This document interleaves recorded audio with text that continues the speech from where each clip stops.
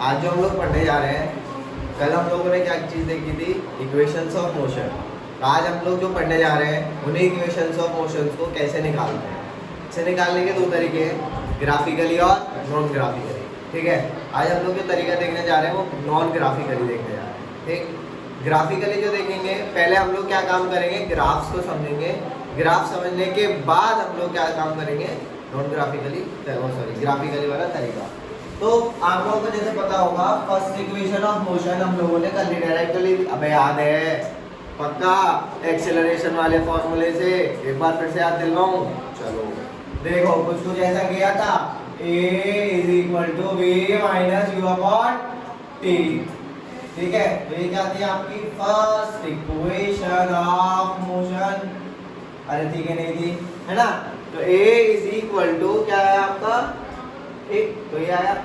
अब इसमें हम लोगों ने इस t को इधर भेज दिया था, जैसे t को भेजा तो इधर आया at, अंटी नहीं है, at माइनस u। सही, ये माइनस में है, इधर जाएगा तो क्या हो जाएगा, प्लस में। तो पहली इक्वेशन बन गई v is equal to at plus u। थोड़ा बहुत अरेंजमेंट किया, पहली इक्वेशन होगी v is equal to u plus at। सही है, पहली इक्वेशन आ गई आप लोगों के पास। चलो अब आगे बात करते हैं सेकंड इक्वेशन ऑफ मोशन। ठीक है, बहुत इंपॉर्टेंट, अजीब सा कंसेप्ट लगेगा आप लोगों को, लेकिन बहुत इंपॉर्टेंट है, जरा देखना। सेकंड इक्वेशन कई बार ये आपके स्कूल्स वगैरह में पूछ ली जाती है। तो सेकंड इक्वेशन ऑफ मोशन क्या है, बहुत इंपॉर्टेंट है, और हम लोग अब नेक्स्ट जो देखने जा रहे हैं वो क्या है, सेकंड इक्वेशन ऑफ मोशन। ठीक है, तो ध्यान देना, सेकंड इक्वेशन ऑफ मोशन की अगर मैं बात करूं तो आपने एक चीज पढ़ी होगी, एवरेज स्पीड। पढ़ी थी कि नहीं पढ़ी थी, पढ़ी थी कि नहीं पढ़ी थी।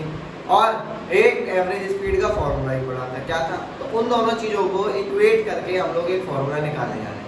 पहले सेकंड इक्वेशन ऑफ मोशन अपने दिमाग में सेटअप रखना कि क्या चीज होती है। चलो तो आप अपने दिमाग में सेकंड इक्वेशन याद डालते हैं, s is equal to ut plus half at square. That is your second equation of motion, यानी कि आपको ये एक सेकंड इक्वेशन ऑफ मोशन निकालना है। ठीक है, तो आपके पास एक फॉर्मूला है, क्या है, देखो, average speed is equal to क्या है, total distance, sorry total displacement upon total time. यही है ना, पक्का। अगर मैं दो स्पीड लेके चल रहा हूँ, इनिशियल u है और फाइनल क्या है, v। ठीक है, इनिशियल क्या है u और फाइनल क्या है v। तो आपके लिए जो एवरेज स्पीड होगी वो कितनी होगी, एक और फॉर्मूला आएगा आपके, u plus v upon two. क्या होगा, u plus v upon two. इन दोनों चीजों को इक्वेट कर दो जरा, देखना जरा, u plus v upon two is equal to क्या आएगा, टोटल डिस्प्लेसमेंट अपॉन या टोटल डिस्टेंस, अगर स्ट्रेट लाइन में मोशन हो रहा है तो, upon total time, that is t। इतना है समझ, इतना है समझ, पक्का। अच्छा एक बात देखना जरा, क्या मेरे पास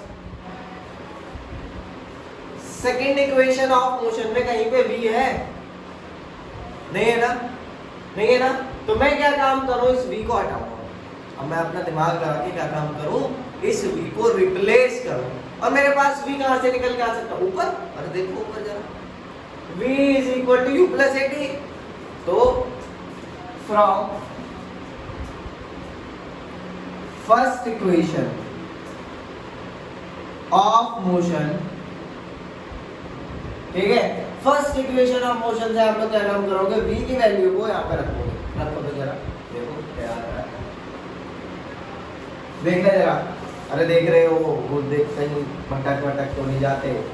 तो देखो क्या है v, तो यहाँ पे देखते हैं v is equal to u plus at।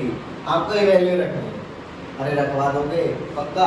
चलो तो ये हो गया u प्लस क्या हुआ, v की वैल्यू u प्लस आगे क्या है at, ये आएगा पक्का, अपॉन, अपॉन में क्या, अपॉन में क्या 2। ठीक है, is equal to s upon s upon.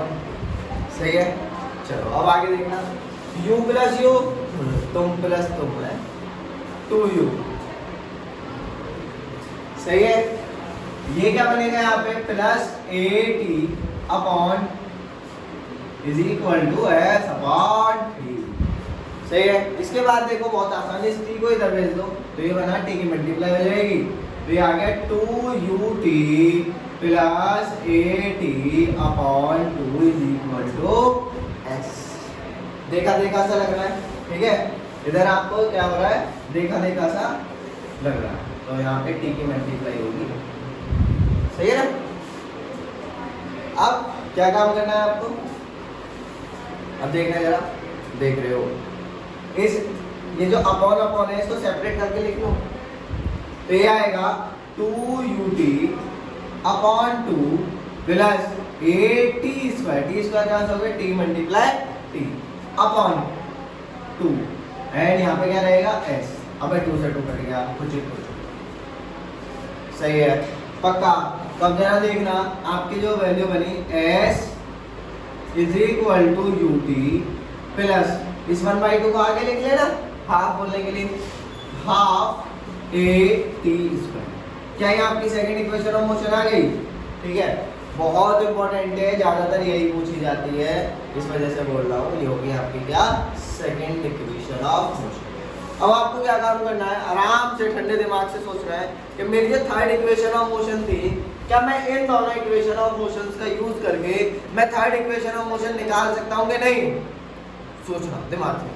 पहले आपको एक बात याद रखनी है कि मेरी थर्ड इक्वेशन क्या है, वी स्क्वायर ये is equal to u square plus 2as, ठीक है ना।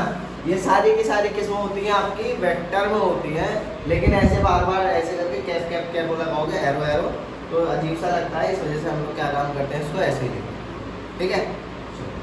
फटाफट से अब यहाँ पे दिमाग लगाना है कि यार मेरी ये जो इक्वेशन है, कौन सी इक्वेशन, थर्ड इक्वेशन, किस तरीके से इन दोनों इक्वेशंस का यूज करके क्या ये इक्वेशन आ सकती है कि नहीं आ सकती है।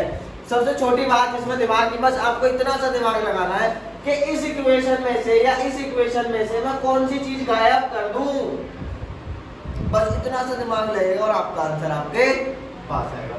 देखो इस इक्वेशन में b भी है, इस इक्वेशन में u भी है, इसमें a भी है और s भी है, एक चीज नहीं है क्या, t।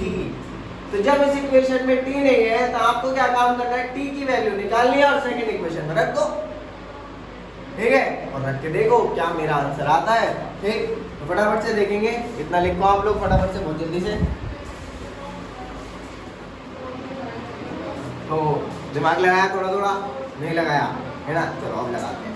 इक्वेशन क्या है आपकी, थर्ड इक्वेशन ऑफ मोशन क्या है आप लोगों की, ये है। जरा इधर ध्यान देना, जब आप थर्ड इक्वेशन निकालोगे तो कैसे, फर्स्ट और सेकंड इक्वेशन का यूज कर लेना। तो आपको क्या काम करना है, सेकंड इक्वेशन में फर्स्ट इक्वेशन की वैल्यू रख देनी है।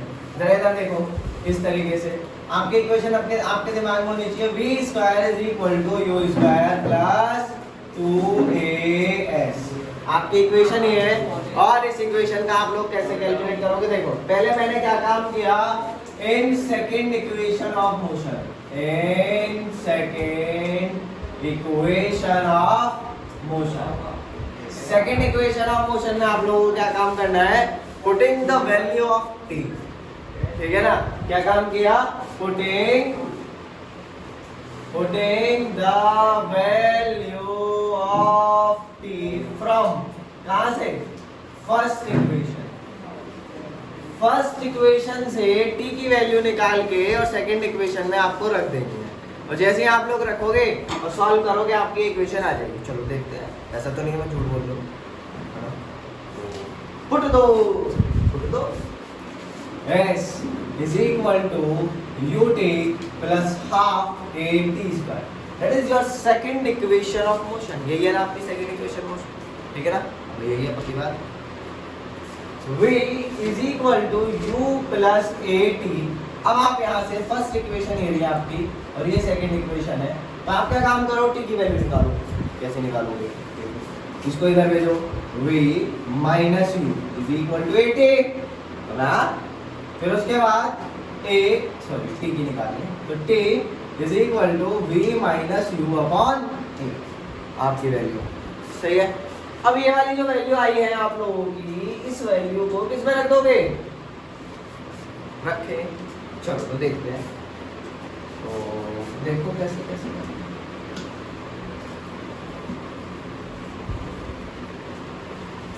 इजी है, कोई इतना टफ नहीं है।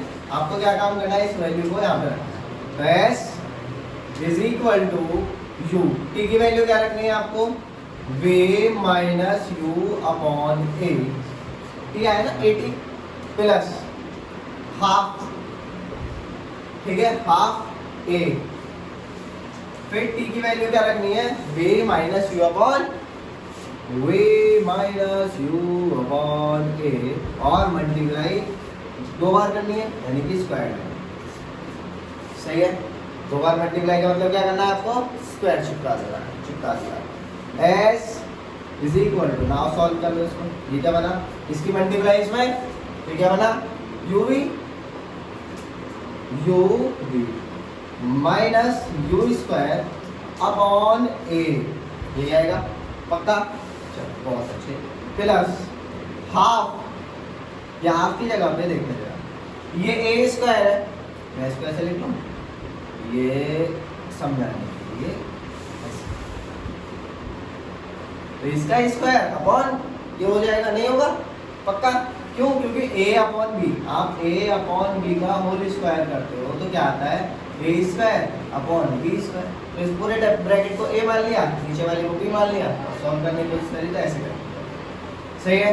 अब जरा देखना, इस स्क्वायर का मतलब है क्या? a मल्टीप्लाई a, और ये a से a।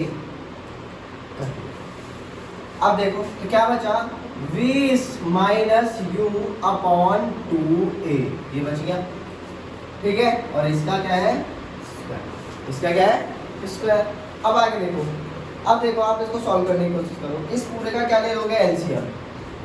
एलसीएम आएगा कितना? 2a। एलसीएम आ गया 2a, ठीक है। किसी को एलसीएम में प्रॉब्लम तो नहीं है? ये आ गया 2a। अब उसके बाद अब क्या काम करना है आपको? इस 2a को इससे डिवाइड करना है, तो बचेगा कितना? 2। तो 2 की मल्टीप्लाई ऊपर वाली इससे नंबर से हो जाएगी, 2uv minus u square.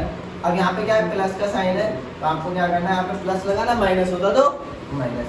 2a से 2a को डिवाइड करोगे तो क्या बचेगा? 1 बचेगा, तो 1 की मल्टीप्लाई लिख दोगे, v माइनस यू का होल स्क्वायर, ठीक है। इतनी सी चीज हो गई। अब जरा यहाँ देखना, ध्यान देना थोड़ा सा, क्योंकि इसका सॉल्यूशन थोड़ा सा अजीब अजीब सा रखा है आपको। इसके बाद आपको क्या काम करना है? इधर क्या चल रहा है आपका? s, तो मैं इसको इधर भेज देता हूँ, तो इधर क्या हो जाएगा? 2as हो गया ना? हो गया। तो देखो ये हो गया आपका इधर 2as इज इक्वल टू, इसकी मल्टीप्लाई में अंदर कर देता हूँ 2b, तो ये हो गया 2uv माइनस यू स्क्वायर 2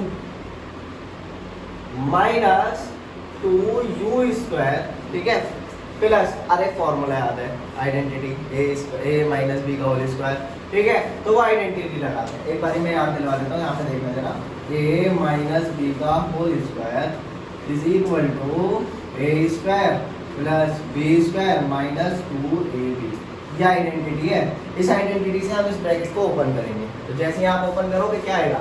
देखो प्लस का साइन है, तो ये आया v square plus u square minus 2uv upon minus 2uv upon कुछ आएगा क्या? अरे हमने वो तो उधर ही भेज दिया, ठीक है, तो अपॉन की तो जरूरत नहीं। सही है, अपॉन की तो कोई जरूरत है ही नहीं। अब इसके बाद आपका इतना सॉल्व हो गया। जरा देखो इधर देखना, देखो मैं इसको दोबारा लिख रहा हूँ इक्वेशन को। क्या है आपकी equation? 2as is equal to, थोड़ा सा रीअरेंज करके लिखूंगा। देखो मैं u के पास u लिखूंगा, 2uv के पास 2uv लिखूंगा, तो मेरे पास क्या क्या चीज बची? देखो ये बचा आपका पास v square plus 2u square, sorry minus में, minus 2u square plus u square plus u square. अब इसके बाद क्या बचा आपके पास?